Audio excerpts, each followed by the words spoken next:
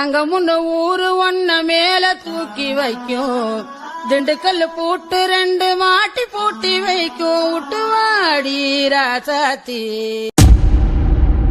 ஆத்தா, நிலா கண்ணு, எப்படி இருக்கீங்க? பரவாயில்ல கண்ணு. டாக்டர் கிட்ட பேசிட்டேன் ஆத்தா. நீங்க ரொம்பவே நல்லா இருக்கீங்க டாக்டர் சொன்னாரு. இன்னைக்கு டிஸ்சார்ஜ் கூட பண்ணிக்கலாம்னு சொல்லிட்டாரே. ஆமா கண்ணு, டாக்டர் தம்பி சொன்னுச்சு. சூப்பர் ஆத்தா. பொன்னி, எதுக்குடா அழுதுட்டு இருக்க? அதான் ஆத்தாக்கு நல்லா ஆயிடுச்சுல. நான் டாக்டர் கிட்டயும் பேசிட்டேன்டா. அவர் என்னோட ஃப்ரெண்டு தான். ஆத்தாக்கு எல்லாமே நார்மல் ஆயிடுச்சுன்னு சொன்னாரு. ரிப்போர்ட்ஸ் எல்லாம் கூட செக் பண்ணிட்டேன். நீ அழாத என்ன? சரிக்கா. அப்புறம் நிறைய பிரச்சனையும் கேள்விப்பட்டேன். முத்து அண்ணன் சொன்னாங்க. ஆமாக்கா, 2 நாள்ல என் வாழ்க்கையை புரட்டி போட்ட மாதிரி என்னென்னமோ நடந்துருச்சுக்கா. சரி, என்ன நடக்கணும்னு இருக்கோ அதானே நடக்கும். நீ ஒன்னும் கவலைப்படாத. நீ ஃபர்ஸ்ட் அழுறத நிறுத்து. நிலா கண்ணு, சொல்லுங்க ஆத்தா. கண்ணு, என் மவன் அதான் அந்த ஓடி போனானே அந்த படுபாவி பையன் வந்திருக்கான். கேள்விப்பட்டீல கண்ணு? ஆமாத்தா, முத்து அண்ணன் சொன்னாங்க. அதான் கண்ணு, அந்த பயலுக்கு ஏதோ வயிற்று வலின்னு சொல்லிட்டு இருந்தான் கண்ணு. என்னவா இருக்கும் தெரியலையாத்தா? எங்க இருக்காரு இப்போ? டாக்டர்கிட்ட தான் கண்ணு போ சொன்னேன். போனானா என்னன்னு தெரியல. ஒரு எட்டி பார்த்துட்டு வரியா கண்ணு? ஆத்தா, உனக்கு என்ன பைத்தியமா? அந்த ஆள்னால தான் உனக்கு உடம்பு சரியில்லாம போச்சு. எங்க அம்மா, என் 3 அக்கா எல்லாரும் அந்த ஆள்னால தான் செத்து போனாங்க. இப்ப அந்த ஆளுக்கு ஒண்ணு நோனே அப்படியே மனசு துடிக்குதோ? என்னதான் இருந்தாலும் நீ தானே பெத்த, அதனால தான் உனக்கு மனசு கறந்து அடிச்சிட்டு இருக்கு. ஏத்தா, அதுக்கு இல்லத்தா, அந்த பையன் ரொம்ப தப்பு பண்ணிட்டானா இல்லன்னு சொல்லல. இருந்தாலும் வயிற்று வலின்னு சொன்னப்ப மனசு கேட்கலத்தா, என்னன்னு தெரியல. அதான் பார்க்க சொன்னேன். பொன்னி, நீ ஒரு பொண்ணா இருந்து யோசிக்கிற. ஆனா ஆத்தா ஒரு அம்மாவா இருந்து யோசிக்கிறாங்க. இங்க அம்மாவோட பாசத்தை இது வரைக்கும் எந்த ஒரு பாசமும் ஜெயிச்சதில்ல பொன்னி. ஆத்தா யோசிக்கிறதுல தப்பில்ல. அக்கா, என்னக்கா நீங்களும் ஆத்தாக்கே சப்போர்ட் பண்றீங்க? அந்த ஆள்னால தானக்கா நான் இப்ப இந்த நிலைமையில இருக்கேன். அம்மா இல்லாம நான் எவ்வளவு கஷ்டப்பட்டிருக்கேன் தெரியுமாக்கா? எங்க அம்மா செத்து போனதுக்கு காரணமே அந்த ஆளு தானக்கா. பொன்னி, நானும் அம்மா இல்லாம வளர்ந்த பொண்ணுதான். எனக்கும் உன்னோட வருத்தம் புரியுது. இருந்தாலும் வேற என்ன பண்றது? அவர் தான் நடந்ததெல்லாம் தப்புன்னு சொல்லி மன்னிப்பும் கேக்குறாராமே. மன்னிப்பு கேட்டா எல்லாமே சரியாயிருமாக்கா? என்னோட பிறந்த வளர்ந்த வாழ்க்கை எல்லாத்தையும் அவர் திருப்பி கொடுத்துருவாரா? சொல்லுங்க. செஞ்ச தப்புக்கு மன்னிப்பு கேட்கறவங்களால கண்டிப்பா பழசு திருப்பி கொடுக்க முடியாதுதான். ஆனா செஞ்சது தப்புன்னு உணர்ந்து மன்னிப்பு கேட்கறவங்களுக்கு நம்ம மறுவாழ்க்கை கொடுக்கறதுல தப்பில்ல பொன்னி. வேண்டாங்கா, அந்த ஆளுக்கு மறுவாழ்வும் கொடுக்க விரும்பல. அவன் என் பக்கத்துல கூட நிக்க விரும்பல. அந்த ஆள் பக்கத்துல வந்தாலே அருவருப்பா இருக்கு. எனக்கு பிடிக்கவே இல்ல. சரி சரி, உன் நிலைமை எனக்கு புரியுது பொன்னி. நீ கொஞ்சம் ரிலாக்ஸ்டா இரு. இங்கே இருந்தனா அப்படிதான் இருக்கும். நீ முத வீட்டுக்கு கிளம்பு. ஆத்தா சரியாயிட்டாங்க, நாங்க பாத்துக்கிறோம். நீ கிளம்பு. அக்கா, நிம்மதி இருக்காங்க, சுடரமா இருக்காங்க. நீ அங்க போய் இரு. இங்க இருந்தனா அப்படிதான் கத்திட்டு இருப்ப. சரி, நான் கத்தல. நான் எங்கேயும் போலக்கா, இங்க இருக்கேன். வெளியே உங்க அண்ணன் நிக்கிறாரு, அங்க போ. நான் பேசிட்டு வரேன். சரிக்கா. ஆத்தா, பொன்னி பேசினதை நினைச்சு நீங்க எதுவும் வருத்தப்பட்டு இருக்காதீங்க. பொன்னியோட நிலைமையில இருக்கிற யாரா இருந்தாலும் இதை தான் பேசுவாங்க. அம்மா இல்லாம ரொம்ப கஷ்டப்பட்டு தான் அவளை வளர்த்திருக்கீங்க. இருந்தாலும் அவளுக்குன்னு கஷ்டம் இருக்கும்ல. புரியுது கண்ணு. ஆனா என்ன பண்ணி தொலைக்கிறது? இந்த பயல என் வயித்துல பெத்து தொலைஞ்சிட்டனே. அவனை பார்க்காம நான் செத்து போயிருந்தா கூட எனக்கு ஒன்றும் தெரிஞ்சிருக்காது கண்ணு. சாவர நிலைமையில இருக்கும்போது வந்து என்னைய பார்த்துட்டு என் கண்ணு முன்னாடி நின்று எனக்கு வயிற்று வலிக்குது, 50 ரூபா காசை கூட நான் மாத்திரை வாங்கிட்டு போறேன்னு சொல்றான். அந்த பையன்கிட்ட போய் நான் என்ன சொல்றது? அதனாலதான் டாக்டரை பார்த்துட்டு போ வந்து என்ன சொன்னாங்கன்னு சொன்னேன். அவனை இன்னும் காண கண்ணு. சரி ஆத்தா, நீங்க வருத்தப்படாதீங்க. நீங்க இங்கே ரெஸ்ட் எடுங்க. நான் போய் என்னன்னு பார்த்துட்டு வரேன். சரி கண்ணு. மாமா வெளியே தான் நிக்கிறாரு. உங்களை ரொம்ப கேட்டதா சொன்னாரு. அப்புறமா உள்ள வந்து உங்களை பாப்பாரு. ஆதி தம்பியா? சரி கண்ணு. நான் பார்த்துட்டு வந்து என்னன்னு சொல்றேன் உங்ககிட்ட. Excuse me doctor. Hello doctor Nila, உள்ள வாங்க. என்ன மிஸ்ஸஸ் நிலா, பாட்டியை பார்த்தாச்சா? பார்த்துட்டேன் டாக்டர் கார்த்திக். இன்னைக்கு டிஸ்சார்ஜ் பண்ணிடலாம். ரிப்போர்ட்ஸ்லாம் செக் பண்ணீங்கல்ல, எல்லாமே நார்மல். ஓகே டாக்டர் கார்த்திக், நான் எல்லாமே செக் பண்ணிட்டேன். All clear. பட் இப்போ மிஸ்டர் ரத்னவேல் பாண்டியன் யாராவது பேஷண்ட் வந்தாங்களா? ஆமா டாக்டர் நிலா, ரத்னவேல் பாண்டியன் அந்த பாட்டியோட பையன் தானே? யா யூர் ரைட். அவரு வந்தாரா? சம்திங் வயிறு வலின்னு சொல்லிட்டு இருந்தாங்களே. ஆமா நிலா, வந்தாரு. அவரோட நிலைமை ரொம்ப ரொம்ப மோசமா இருக்கு. வாட்? என்ன சொல்றீங்க டாக்டர் கார்த்திக்? அவரோட நிலைமை ரொம்ப மோசமா இருக்குன்னா புரியல. இருங்க, அவரோட ஸ்கேன் ரிப்போர்ட்ஸ்லாம் என்கிட்ட தான் இருக்கு, பாருங்க. இந்தாங்க, இதுல தான் அவரோட ஸ்கேன் ரிப்போர்ட் இருக்கு. நீங்களே செக் பண்ணுங்க நிலா. டாக்டர் கார்த்திக், என்னது இது? கிட்னி ஃபெயிலியரா? எஸ் நிலா, அவருக்கு கிட்னி ஃபெயிலியர் ஆயிடுச்சு. டிரான்ஸ்பிளான்டேஷன் இமிடியேட்டா பண்ணி ஆகணும். பர்சன்டேஜ் பாருங்க, 90 கிட்ட இருக்கு. ஓ மை காட், இது அவரோட உயிருக்கே ஆபத்தாச்சே. இன்ஃபார்ம் பண்ணிட்டேன் நிலா, ஆனா என்னைய யாருக்குமே பிடிக்கல. இந்த பூமிக்கு பாரமா நான் எதுக்கு இருக்கணும், ஒரேடியா செத்து போயிடுறேன்னு சொல்லிட்டு கிளம்பிட்டாரு. என்ன சொல்றீங்க? ம் ஆமா நிலா. டாக்டர் எப்ப கிளம்பினாரு? இங்க வரதுக்கு ஒரு 2 மினிட்ஸ் முன்னாடி தான் கிளம்பினாரு. நான் எவ்வளவோ சொன்னேன், ஆனா அவர் கேட்கவே இல்ல. ஐயோ டாக்டர், அவருக்கு இமிடியேட் டிரான்ஸ்பிளான்டேஷன் தேவைப்படுது. டிரான்ஸ்பிளான்ட் பண்ணா அவர் ரொம்ப வருஷத்துக்கு உயிர் வாழலாம். இன் கேஸ் டிரான்ஸ்பிளான்ட் பண்ணலனா 1 வீக் ஆர் 10 டேஸ் அவர் உயிருக்கு ஆபத்தான நிலைமையில இருக்காரு. எஸ் நிலா, நான் சொல்லிட்டேன். he is not accepting. Oh my god. இல்ல நான் போய் எப்படியாவது அவரை கூட்டிட்டு வரேன். நீங்க டோனருக்கு மட்டும் இன்ஃபார்ம் பண்ணுங்க. நிலா, you are a doctor. உங்களுக்கு ப்ரொசீஜர்ஸ் தெரியும். ஃபர்ஸ்ட் அவருக்கு பிளட் டெஸ்ட் எடுக்கணும். அவரோட பிளட் குரூப் எல்லாமே செக் பண்ணணும். ஐயோ சரி ஓகே, இருங்க நான் இமிடியேட்டா அவர்கிட்ட பேசி இங்க கூட்டிட்டு வரேன். ப்ளீஸ் நீங்க அந்த ப்ரொசீஜர்க்காக சீக்கிரம் ஏதாவது ரெடி பண்ணுங்க. ஓகே நிலா.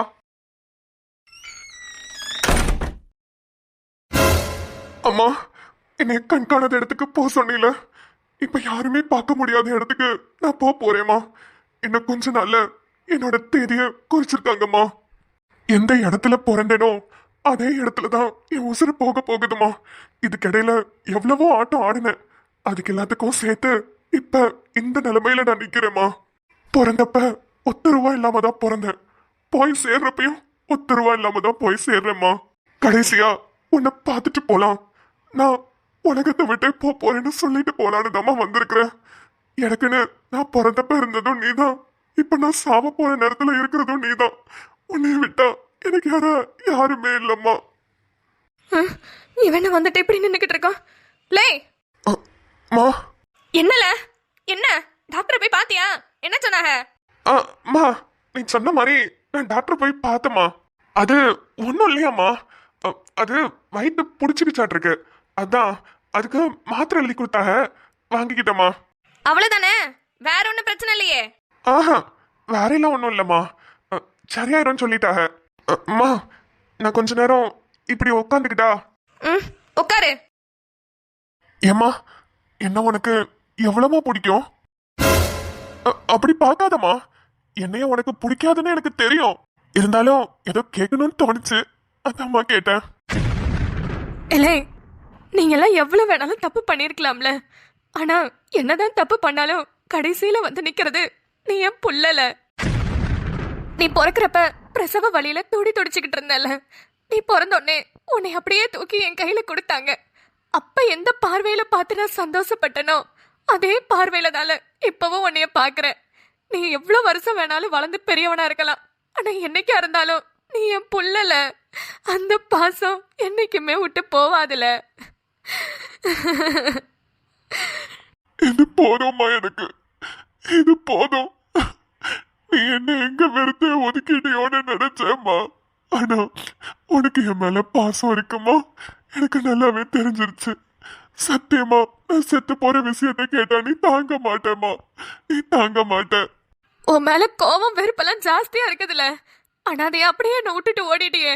ஓடிட்டு 2வது கல்யாணம் கூட பண்ணிக்கிட்டீல. எல்லாமே கோபமும் வெறுப்பாவும் மாறினதெல்லாம் உண்மைதான். ஆனா உன்னைய பார்த்தோன்னே என் கண்ணெல்லாம் கலங்கி என் இதயமே நின்னு போச்சுல. இத்தனை வருஷம் கழிச்சு என் பிள்ளைய பார்த்திருக்கேன் என்ற சந்தோஷத்துலதால அப்படி ஆச்சு. அப்ப இன்னமும் உன் பையன் மேல பாசமா தான் இருக்கியா? ஒரு அம்மாவா உன் பிள்ளைகிட்ட நீ காட்டுற பாசம் எனக்கு புரியுது. ஆனா அதே அம்மா பாசம் எனக்கு இல்லாம ஆக்குனது இந்த ஆளு தானே. நான் எப்படி ஏத்துக்குவேன்? என் மனசே கேட்க மாட்டேங்குது தாத்தா. அம்மா, நீ என் மேல ரொம்ப கோபமா இருப்ப, ரொம்ப ரொம்ப வெறுப்பா இருப்பேன்னு எனக்கு தெரியும். ஆனா இந்த அளவுக்கு என் மேல பழைய மாதிரி பாசம் வச்சிருப்பேன்னு சத்தியமா நினைச்சு பார்க்கலம்மா. இல்ல, அம்மா பாசம்னா பின்ன என்னெல்லாம் நினைச்சுக்கிட்டு இருக்க? பிள்ளைங்க என்ன தப்பு பண்ணாலும் சரி கோபத்தையும் வெறுப்பையும் காட்டுவாங்களே தவிர அவங்கள வேணான்னு ஒதுக்க மாட்டாங்கல்ல. அதுதான் அம்மா. அவ வாழும் போது தள்ளி வைப்போம், செத்த பின்னே கொள்ளி வைப்போம். எவ்வளவு பெரிய தப்பு செஞ்சாலும் அப்பாங்க வேணா பேசாம இருக்கலாம், ஆனா அம்மாவால பேசாம இருக்க முடியாதுல. அவதான் பெத்தவ. புள்ளையாக பெற்றதுக்கு என்ன பாவம் செஞ்சு புட்டாடா. எல்லாத்தையும் புரிஞ்சுக்கிட்டேன். எனக்கு இந்த உலகத்துல யாருமே இல்லைன்னு நினைச்சுக்கிட்டு இருக்கப்பதான் உன் முகம் என் கண்ணு முன்னாடி வந்து நின்னுச்சுமா. அப்பவே தெரிஞ்சு போச்சு, இந்த உலகத்துல பெத்தவளை விட மத்த எதுவுமே பெருசு இல்லைன்னு தெரிஞ்சு போச்சு. சரிம்மா, என்ன இவ்வளவு தூரம் பெத்த ஆளாக்குன ஒண்ணு உன் கண்ணு முன்னாடி வந்து நின்னு உன்னை கஷ்டப்படுத்த விரும்பல. நான் கிளம்புறதுக்கான நேரம் வந்தாச்சு. நீ சொன்ன மாதிரி நான் கண்காணாத இடத்துக்கு போகணும்னு முடிவு பண்ணிட்டேம்மா. இதுக்கு முன்னாடி எப்படி இருந்தியோ அப்படியே இருமா, நான் நான் வேற ஒரு உலகத்துக்கு போறேன். என்ன ஆசீர்வாதம் பண்ணுமா? உன்னோட ஆசீர்வாதத்தோட நான் போறேம்மா. லே, போறேன்னு என்னைக்குமே சொல்லக்கூடாதுல. போயிட்டு வரேன்னு தான் சொல்லணும். வர்றதுக்கு நான் இருக்கணுமேம்மா. நான் தான் ஒரேடியா போறேன்னு. எனக்கு தான் கிட்னி ஃபெயிலியர் ஆயிருச்சேம்மா. இன்னும் 7 நாள்ல 10 நாள்ல நான் செத்து போறேம்மா. நான் எப்படிம்மா திரும்பி வர்றது? நீ ஆசைப்பட்ட மாதிரி நான் கண் காணாத இடத்துக்கு தான்மா போறேன். யாருமே என்ன கண்டுபிடிக்க முடியாத இடத்துக்கு தான் போறேன். இல்லம்மா, நான் போயிட்டு வர முடியாது. நீ உன் உடம்ப பத்திரமா பாத்துக்கோ. நான் போறேன். என்ன பேசுறாரு இருந்தாலும் இவர் பேசுறதுல ஏதோ ஒரு விஷயம் இருக்கிற மாதிரி தோணுதே. இல்ல, என்னமோ இருக்கு. நிலாக்கா டாக்டர்கிட்ட போய் பேசுறேன்னு சொன்னாலே, நம்ம போய் நிலாக்காட்ட என்னன்னு கேட்போம். இல்லை, உன்னை கண்காணாத இடத்துக்கு போன சொன்னது நான் தான். ஆனா ஆனா இப்ப மனசு கேட்கல. எங்கேயா போற? தெரியலம்மா. வீடு இல்ல, வாசல் இல்ல, ஒன்னும் இல்ல.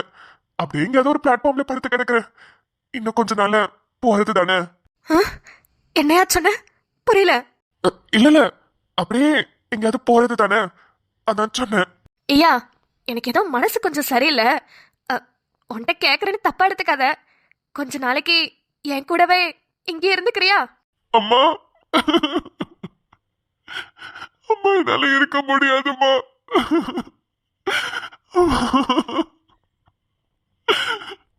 அம்மா, நான் செத்து போறேம்மா.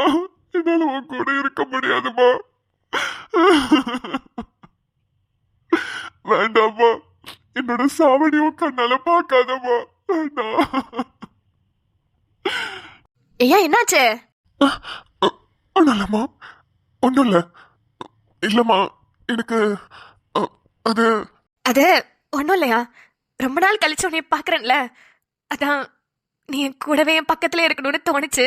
அதான் சொன்னேன், வேற ஒன்றும் இல்லை. ஒரு 2 நாள் மட்டும் இருந்துட்டு பிறகு போயிடுறேம்மா. ஆனா நான் போறதுக்கு மட்டும் நீ தடுக்காத, சரியா? 2 நாள் இருக்கிறேன், அதுக்கு மேல வேணாம். ஆ, சரியா சரியா, 2 நாள் போதும். இருந்துட்டு பிறவு எங்க போவ? அது அப்புறம் சொல்றேம்மா. ம், சரி. ஏயா, சோறு ஏதாவது சாப்பிட்டியா? இரியா, நான் கேண்டீன்ல பிள்ளை விட்டு வாங்கிட்டு வர சொல்றேன். இல்லம்மா, வேணாம். நான் இப்படியே உன் காலுக்கு கீழே உட்காந்துக்கிறேம்மா. எனக்கு பசிக்கல. ம், சரியா. என் தெய்வத்துக்கே மாறு வேஷமா, மகாராணிக்கு இங்கே 7 வேஷமா. நிலா, ஆமாமா, டாக்டர் கிட்ட ரிப்போர்ட்ஸ் எல்லாம் வாங்கி செக் பண்ணிட்டேன். ஆத்தாவையும் போய் பார்த்துட்டு வந்துட்டேன். நல்லா இருக்காங்க இப்போ, எந்த பிரச்சனையும் இல்ல. ஹோ சூப்பர் நிலா. ஆனா மாமா, ஆத்தாக்கு எந்த பிரச்சனையும் இல்ல. ஆனா ஆத்தாவோட பையனா, அதான் பொன்னியோட அப்பாவா ரத்னவேல் பாண்டியன்னு இங்க வந்தார் இல்லையா? ஆமா நிலா. அவருக்கு ஏதோ வயிறு வலிக்குதுன்னு சொன்னாருன்னு டாக்டர் கிட்ட செக் பண்ணிருக்காரு. ஆத்தா என்ன போய் அவரை பார்த்துட்டு வர சொன்னாங்க. சரின்னு டாக்டர் கிட்ட வந்து கேட்டேன். அப்போ டாக்டர் ரொம்ப ரொம்ப ஷாக்கிங்கான ஒரு விஷயத்த சொன்னாரு மாமா. நிலாக்கா இங்கதான் நிக்கிறாங்க. நிலாக்கிட்ட கேட்டா தெரியும் இவருக்கு என்ன ஆச்சுன்னு. ரத்னவேல் பாண்டியனை பத்தி ஷாக்கிங்கான விஷயம் சொன்னாரா? என்னாச்சு நிலா அவருக்கு? மாமா, அவர் வயிறு வலின்னு சொன்னோனே டாக்டர் அவருக்கு ஸ்கேன் பண்ணி பார்த்திருக்காரு. அந்த ஸ்கேன் ரிப்போர்ட்ல தான் தெரிஞ்சிருக்கு அவருக்கு 2 கிட்னில ஒரு கிட்னி 90% ஃபெயிலியர் ஆயிடுச்சு. இன்னொரு கிட்னி ஆல்மோஸ்ட் செயல் இழக்க போகுது. அதுவும் செயல் இழந்துருச்சுன்னா அவர் உயிர் பழைக்கிறதே ரொம்ப கஷ்டம் மாமா. என்னை தூக்கி வளர்த்த நீ அனாதையாக்கி போகிறாய். தைரியங்கள் போனதே கூட யாரினே. என்னடி சொல்ற? ஆமா மாமா, நானும் ரிப்போர்ட்ஸ் எல்லாம் செக் பண்ணேன். ஐயோ, இப்ப என்ன பண்றது? இதுக்கு ஏதாவது சொல்யூஷன் சொல்லு. இதுக்கு சொல்யூஷன்னா கிட்னி டிரான்ஸ்பிளான்டேஷன் மட்டும்தான். வேற யாராவது கிட்னி டொனேட் பண்ணுவாங்கல்ல, அந்த டோனர் கிட்ட இருந்து கிட்னி வாங்கி இவருக்கு டிரான்ஸ்பிளான்ட் சர்ஜரி பண்ணணும். சரிடி, அப்படியே இருந்தாலும் 2 கிட்னி எப்படி? மாமா, ஒரு கிட்னி இருந்தாலே போதும், ஒரு மனுஷன் அவனோட லைஃப் லாங் உயிர் வாழலாம். ஒரு கிட்னியை வச்சு லைஃப் லாங் உயிர் வாழலாமா? ஆமா மாமா, நம்ம இப்ப ஒண்ணும் பண்ண வேணாம். டோனர்ஸை மட்டும் அரேஞ்ச் பண்ணிட்டா போதும். சரி, ஓகே, அதுக்கு அரேஞ்ச் பண்ண சொல்லு. மாமா, அதுக்கு அவர் ஒத்துக்க மாட்டேங்கிறாரு. அதுக்கு 5 lakhsல இருந்து 15 lakhs அளவுக்கு செலவாகும். அத பத்தி யோசிக்கிறாருன்னு நினைக்கிறேன். டோனர்ஸ் அரேஞ்ச் பண்ணா 5 to 15 lakhs ஆகுமா? ஆமா மாமா, டாக்டர் அவர்கிட்ட சொன்னதுக்கு நான் இந்த பூமிக்கு பாரமா தான் இருக்கேன், யாருக்குமே என்ன பிடிக்கல, இன்னும் ஒரு 7 நாள் 10 நாள் தானே, அதுக்குள்ள நான் நெகட்டிவா பேசியிருக்காரு. அவருக்கு டிரான்ஸ்பிளான்டேஷன்ல சுத்தமா விருப்பமே இல்லைன்னு சொல்லியிருக்காரு. அவரே அப்படி சொல்லும்போது டாக்டர் என்ன பண்ண முடியும்? என்னென்னமோ சொல்றாங்க. கிட்னி ஃபெயிலியர் ஆயிடுச்சா? அவரு இன்னும் ஒரு 7-10 நாள் தான் உயிரோட இருப்பாரா? ஐயோ, ஆத்தா இப்பதான் அவரை பார்த்து சந்தோஷமா இருக்கு. அதுக்குள்ள கடவுளே, எனக்கு மட்டும் ஏன் இவ்வளவு சோதனையை தர? அவரு தானே எனக்கு ரத்தம் கொடுத்து காப்பாத்தினாரு. அப்பனா நானும் அவரும் ஒரே பிளட் குரூப் தானே? ஆமா, இதுதான் சரியா இருக்கும். பேசாம நானே என் கிட்னியை அவருக்கு கொடுத்துறேன். என்ன சாபம் வாங்கினேன், என்ன வாழ்க்கையோ. எனக்கு ஒரு கிட்னியை வச்சு நான் உயிர் வாழ்ந்துக்கிறேன், அவர் ஒரு கிட்னியை வச்சு உயிர் வாழ்ந்துக்கிட்டோம். ஆத்தாக்கு அவர் அவருக்கு கூட இருக்கணும்னு ஆசைப்படுறாங்க. இது வரைக்கும் ஆத்தாக்கு நான் எதுவுமே செஞ்சதில்லை. எதையாவது நான் பண்றேன். டாக்டர்கிட்ட நான் போய் பேசுறேன். இல்லாமா என்னடி என்னென்னமோ சொல்ற? எனக்கு ஒரு மாதிரி இருக்கு. ஆமா, இப்ப அவர் எங்க? ஐயோ மாமா, அது நான் உங்ககிட்ட கேட்கலான்னு வந்தேன். அவரை பாத்தீங்களா? அவர் சொல்லிட்டு கிளம்பிட்டாராமா. கிளம்பிட்டாரா? இல்ல ஆத்தாவை அப்படியே விட்டுட்டு போகிறதுக்கு சான்ஸ் இல்ல. நம்ம ஆத்தாவோட ரூம்ல போய் பார்க்கலாம் வா. சரி மாமா, வாங்க போய் பார்க்கலாம். உடனே அவரை நிறுத்தணும். இமீடியட்டா கிட்னி டிரான்ஸ்பிளான்ட் சர்ஜரி மட்டும் பண்ணிட்டா போதும். அவர் ரொம்ப வருஷத்துக்கு உயிர் வாழ்வாரு மாமா. புரியுதுடி, வா போலாம். சரி சார். பொன்னி வாங்க. என்னாச்சு? பாட்டுக்கு எதுவும் பிரச்சனையா? இல்ல சார். சார், பாட்டியோட பையன் அதான் அந்த ரத்னவேல் பாண்டியன் இங்க வந்தாரா? ஆமா வந்தாரு. சார், சொன்ன கேள்விப்பட்டதெல்லாம் உண்மையா? அவருக்கு கிட்னி ஃபெயிலியரா சார்? உங்களுக்கு எப்படி தெரியும்? சார் சொல்லுங்க சார், வெளியே பேசிக்கிட்டு இருந்தாங்க. சொல்லுங்க சார், அவருக்கு கிட்னி ஃபெயிலியரா? ஆமாமா. சார், சரி, யாராவது கிட்னி குடுக்கறேன்னு சொல்லிருக்காங்களா? இல்லம்மா, அவர் அந்த சர்ஜரியை வேணான்னு சொல்லிட்டு போயிட்டாரு. ஆனா அது ரொம்ப ஆபத்துமா. அவரை உயிர் வாழ்றதே கஷ்டம். இன்னும் 7 நாள் 10 நாள்ல அவருக்கு என்ன வேணாலும் நடக்கலாம். சார், நான் சொல்றத மட்டும் கேளுங்க சார். அவரை நான் எப்படியாவது கஷ்டப்பட்டு ஒத்துக்க வச்சிடுறேன் சார். ஆனா நீங்க வெளியே எங்கேயும் கிட்னிக்கு தேடி அலைய வேணாம். நான் தரேன் சார். என்னோட ஒரு கிட்னி எடுத்து அவருக்கு வைங்க சார். Sir please sir. என்னமா சொல்ற? சார் அவரு நானும் ஒரே பிளட் குரூப் தான் சார். அவரே எனக்கு ரத்தம் கொடுத்திருக்காரு சார். சார் யோசிக்காதீங்க சார். எங்க ஆத்தாக்கு நான் எதுவுமே பண்ணதில்ல சார். நான் பண்ணிக்கிறேன் சார். என்னோட ஒரு கிட்னி எடுத்துருங்க சார். அவருக்கு அந்த சர்ஜரியை பண்ணிருங்க சார். ஒரு கிட்னியை வச்சு உயிர் வாழலாம்ல சார்? இல்ல எதுக்கு கேட்கறேன்னா, நான் பெருசாய் டாக்டருக்கு படிக்கணும்னு நினைச்சிட்டு இருக்கேன் சார். அது என்னோட கனவு. என்னால படிக்க முடியும்ல சார்? நான் நல்லா இருக்கலாம்ல? ஒரு கிட்னியை வச்சு உன்னோட லைஃப் லாங் நீ நல்லா இருக்கலாமா? சார் அப்ப நான் அவரை ஒத்துக்க வச்சு கூட்டிட்டு மட்டும் வரேன் சார். நீங்க மத்ததுக்கெல்லாம் அரேஞ்ச் பண்ணுங்க சார். நான் என்னோட கிட்னியை தரேன் சார், ப்ளீஸ். இல்லம்மா, அது சார் நான் ஒத்துக்க வச்சுட்டு மட்டும் அவரை இங்க கூட்டிட்டு வரேன் சார். நீங்க அரேஞ்ச் மட்டும் பண்ணி வைங்க சார். டைப்பா வந்துறேன் சார். 10 நிமிஷத்துல வந்துறேன். நில்லுமா. என்னது இது? அந்த பொண்ணு பாட்டுக்கு வந்துச்சு. என்னமோ டிஃபன் பாக்ஸை தூக்கி தரேன்ற மாதிரி கிட்னியை தூக்கி தரேங்குது. என்னவா இருக்கும்? இந்த பொண்ணு பக்கத்து வீட்டு பொண்ணுன்னு சொன்னுச்சு. பக்கத்து வீட்டு பொண்ணா இருந்தா கிட்னி இல்லாம தருவாங்க?